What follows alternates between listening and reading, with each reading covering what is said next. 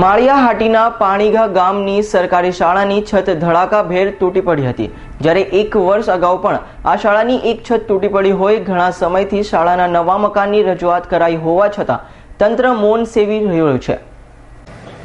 જૂનાગઢ જિલ્લાના માળિયાહાટી તાલુકાના પાણીધા ગામની સરકારી શાળા છેલ્લા 35 વર્ષથી કાર્યરત છે। છેલ્લા ઘણા વર્ષોથી આ જૂના બાંધકામવાળી સરકારી શાળાના અનેક ક્લાસરૂમોની દિવાલો તેમજ છતો અતિશય દયનીય તેમજ જર્જરિત હાલતમાં છે। આ શાળામાં 250 જેટલા વિદ્યાર્થીઓ અભ્યાસ કરે છે। વાંચે ગુજરાત ભણે ગુજરાતના મોટા મોટા વોર્કિંગ બેનરો અને જાહેરાત કરનાર આ સરકારના સરકારી બાબુઓને કદાચ આ શાળા નજરમાં નહીં આવતી હોય, જ્યારે ગામ લોકો અને આગેવાનોએ આ સરકારી શાળાના બાંધકામ વિશે અનેક વખત સંખ્યાબંધ અધિકારીઓને જાણ કરી હોવા છતાં તંત્ર આંખ આડા કાન કરી શા માટે કરે છે? આજે વહેલી સવારના સમયે આ શાળાના તમામ સ્ટાફ અને વિદ્યાર્થીઓ CRP ટ્રેનિંગ અંતર્ગત રજા રાખવામાં આવી હતી। ત્યારે સવારના સમયે આ શાળાની છત ધડાકાભેર તૂટી પડતા આજુબાજુમાં રહેતા રહીશો ભડકી ઉઠ્યા હતા અને નજરે નજારો ચડ્યો સ્કૂલની છત ધરાશયનો। સદનસીબે આ સ્કૂલમાં રજા હોવાથી મોટી જાનહાની થઈ ન હતી। મારું નામ છે ભીમાભાઈ ગોવિંદભાઈ કરગઠિયા, પાણીધા ગામનો સરપંચ છું અને આ સવારે 7 વાગે બનાવ બનેલો છે। નિશાળ બંધ હોવાથી કોઈ પણ જાનહાનિ થઈ નથી। આ કેટલા ટાઈમ થી સ્કૂલ બનેલી છે? સ્કૂલ તો ઘણા સમયથી બનેલી છે, જૂની છે। આશરે કેટલા વર્ષ થયા? આશરે 35-40 વર્ષ થઈ ગઈ। તો આ નવી બનાવવાની માંગ કરેલી છે તમે લોકોએ? 2-3 વખત કરેલી છે। 1.5 વર્ષથી અમે અનેક જગ્યાએ રજૂઆત કરેલી છે। અમે હમણાં 2 મહિના પહેલા સાંસદમાં ગયા હતા, ત્યારે એને પણ જુનાગઢ ફોન કર્યો હતો। પછી આ પાડવાની મંજૂરી મૂકેલી છે, એને પણ 6 મહિના થઈ ગયા। આ સ્કૂલમાં કેટલા વિદ્યાર્થી ભણે? કેટલા? 260 વિદ્યાર્થી ભણે છે। આજે શેની રજા છે? આજે આ ટ્રેનિંગ છે, માસ્ટરોની ટ્રેનિંગ છે, એટલા માટે રજા છે।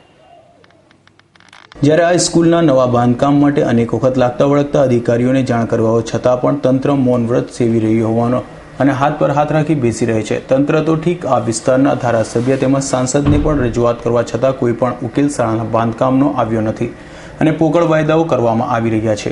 જ્યારે શાળાની છત તૂટી પડી ત્યારે પંચરોજ કામ કરવા આવેલા અધિકારીઓ ગ્રામજનો અને સરપંચને જણાવ્યું હતું કે આ શાળાને પાડવાની 26/10ના રોજ મંજૂરી મળી છે, તો તંત્ર દ્વારા આ શાળાનો સંચાલક તેમજ સરપંચને આ વાતની જાણ કે લેટર દ્વારા શા માટે જાણ કરવામાં આવી નથી? પાણીધા ગામનો રહેવાસી, મારું નામ ભજાભાઈ ડાભી। આ નિશાળ પડી અને 1.5 વર્ષ પહેલા પણ આવો બનાવ બન્યો હતો, તેની જાનહાનિ ન થઈ હતી। આ વખતે જો વિદ્યાર્થી અંદર ભણતા હોત તો શું હાલત થાત? આવી પણ ઘણી રજૂઆત થઈ, પણ કોઈ તંત્રએ ધ્યાન ન દીધું અને જો આમાં વિદ્યાર્થી ભણતા હોત તો શું હાલત થાત વિદ્યાર્થીની? અને આ વાવાઝોડાના હિસાબે આ છત આખી બેહી પડી ગઈ છે અને ગામમાં પણ વિદ્યાર્થીઓ અને છોકરાઓ ભણતા એની હાલત શું થાત? અને આજે પણ શિક્ષકોની ટ્રેનિંગને હિસાબે રજા હોય, એથી કોઈ બનાવ બનેલ નથી। આ સ્કૂલ આશરે 35 થી 40 વર્ષ જૂની હોય અને ઘણી વખત નવી બનાવવાની માંગ કરી પણ કોઈ તંત્રએ આમાં ધ્યાન દીધેલ ન હોવાથી આ બનાવ બન્યો। અને આથી વધારે જો એનું થાત તો હું વિદ્યાર્થીની હાલત થાત અને આવું વારંવાર બનતું, પણ કોઈ તંત્ર ધ્યાન ન દેવાથી આ બનાવ બનેલ છે। મારું નામ ભાદરકા કોમલ દેવાભાઈ। હું પાણીધા પ્રાઇમરી સ્કૂલમાં 8મું ધોરણ ભણી રહી છું। હું પોર પણ અહીંયા ભણી રહી હતી ત્યારે આ નિશાળમાં વાવાઝોડા આવવાને લીધે નરિયા થોડા પડી ગયા હતા, પરંતુ સરે ત્યારે સમા કરાવી લીધા હતા, પરંતુ અત્યારે પણ તે બનાવ બન્યો છે અને નરિયા પણ પડી ગયા અને નિશાળ પણ પડી ગઈ છે। અત્યારે કોઈ ધ્યાન દેતું નથી, તેથી આ નિશાળ સમી કરાવવા એટલે કે નવી બનાવવાની જરૂર છે।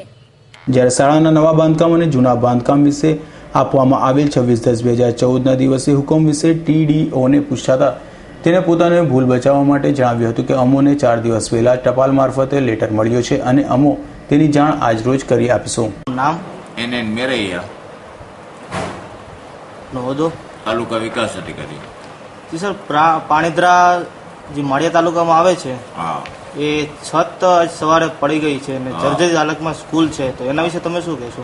એની દરખાસ્ત મોકલાઈ ગઈ, આપણે પાડવા માટેની દરખાસ્ત એની મોકલાઈ ગઈ હતી અને એની વહીવટી હવે એ પાડવા માટેની વહીવટી મંજૂરી આપણને મળી ગઈ છે અને એની કાર્યવાહી ટૂંક સમયમાં ચાલુ થઈ જાય.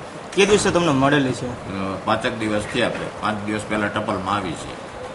તો સ્કૂલને ને સરપંચને તમે જાણ કરેલી છે કે નહીં? નહીં, હજુ નથી થઈ, હજુ ટપાલમાં આવી જ છે, એટલે હવે જાણ કરવાની કાર્યવાહી ચાલુ છે. હવે ક્યારે થશે? ટૂંક સમયમાં. તો 5 દિવસમાં થઈ નથી તો ટૂંક સમયમાં કઈ રીતે થશે? થઈ જાય કેમ ન થાય? શું કે તો તંત્ર શું મોટી જાનહાનિની રાહ જોઈ રહ્યું હતું? તો શું 16/10/2014 લેટર 4 દિવસ પહેલા જ મળ્યો હશે? અને જો આ લેટર 4 દિવસ પહેલા જ મળ્યો તો તંત્ર અત્યાર સુધી કોની રાહ જોતો હતો? દિનેશ ગામવાનો રિપોર્ટ, S9 ન્યૂઝ, વેરાવળ.